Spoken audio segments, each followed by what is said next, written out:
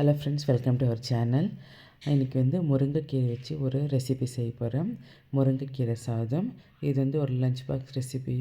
ரொம்ப நல்லாயிருக்கும். ட்ரை பண்ணி பாருங்கள்.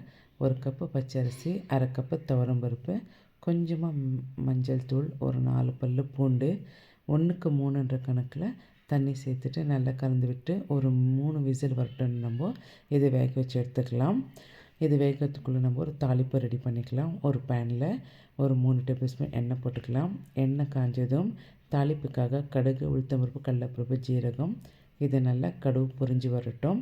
கடுகு பொரியத்துக்குள்ளே ஒரு 2 காஞ்ச மிளகாய் சேர்த்துக்கலாம். அது கூட சின்ன வெங்காயம், கருவேப்பிலை சேர்த்துக்கலாம். அது கூட பொடியாக நறுக்கி வச்சு பெரிய வெங்காயம் சேர்த்துக்கலாம். இந்த வெங்காயம் எல்லாம் நல்லா சாஃப்டாகட்டும். அது வரைக்கும் நல்லா வதக்கிக்கலாம். வெங்காயம் சாஃப்டாகிடுச்சு. ஒரு 2 தக்காளியை போட்டு நல்லா வதக்கிக்கலாம். தக்காளியும் நல்லா சாஃப்டாகணும். அதை வதங்கின உடனே ஒரு பவுல் கீரை நான் முருங்கைக்கீரை க்ளீன் பண்ணி வச்சுருக்கேன். அது சேர்த்து ஒரு 2 செகண்ட் நல்லா வதக்கிக்கலாம் எண்ணெயில். அது நல்லா வதங்கின உடனே ஒரு டேபிள் ஸ்பூன் மிளகாய்த்தூள், சாம்பார் மிளகாய்த்தூள் சேர்த்துக்குங்க. கொஞ்சமாக புளி தண்ணி சேர்த்துக்கலாம்.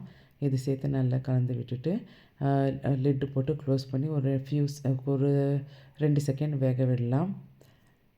அதுக்குள்ளே அரிசி பருப்பு சாதம் நல்லா வெந்திருக்கும். அதை நல்லா மிக்ஸ் பண்ணி கலந்து விட்டுக்கலாம். நல்லா குழைய வேணும். அதனால் இந்த கரண்டிலே கொஞ்சம் ஸ்மாஷ் பண்ணி எடுத்துக்கலாம். அந்த சாதத்தை இதில் ஆட் பண்ணிவிட்டு தேவையான உப்பு சேர்த்து தண்ணி ஊற்றி நல்லா கலந்து விட்டுக்கலாம். இது நல்லா மிக்ஸ் ஆகணும்.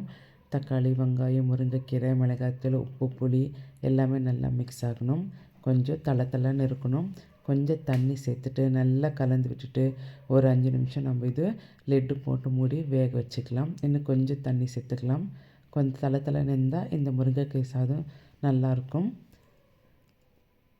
இது ஒரு 5 நிமிஷம் நல்லா வேகட்டும். பாருங்கள், நல்லா குழைய வெந்துடுச்சு.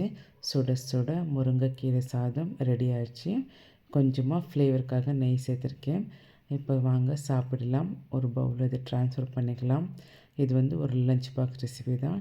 இந்த சாதம் ட்ரை பண்ணிவிட்டு எனக்கு கமெண்ட் பண்ணி சொல்லுங்கள். இந்த வீடியோ பிடிச்சிருந்தால் லைக் பண்ணுங்கள், ஷேர் பண்ணுங்கள், கமெண்ட் பண்ணுங்கள். மறக்காமல் சப்ஸ்கிரைப் பண்ணுங்கள். தேங்க்யூ ஃபார் வாட்சிங். Keep supporting. தேங்க்யூ. கலர்ஃபுல்லான முருங்கைக்கீரை சாதம் ட்ரை பண்ணிவிட்டு கமெண்ட் பண்ணுங்கள்.